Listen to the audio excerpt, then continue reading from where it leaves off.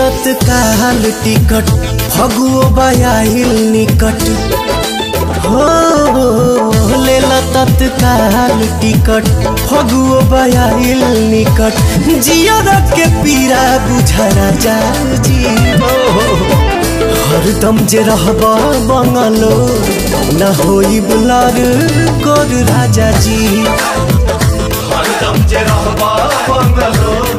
न होई बुलार गोर राजा जी।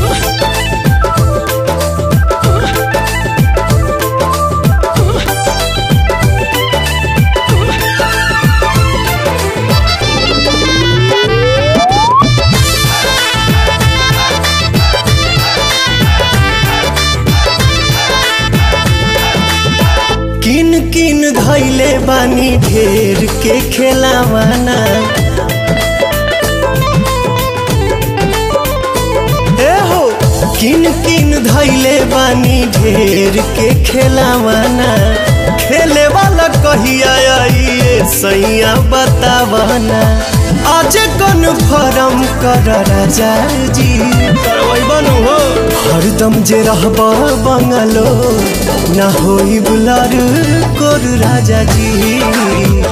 हरदम जे रहबा बंगलो न होई बुलार गोर राजा जी।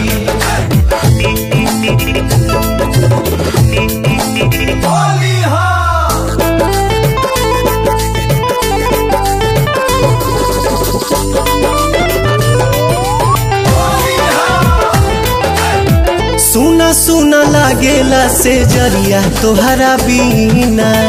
बात के बुझे के बाद चीज के चिन्हे के बाद सुना सुना लागेला से जरिया तोहरा बीना भल ही तू चल जइहा देके एगो चीना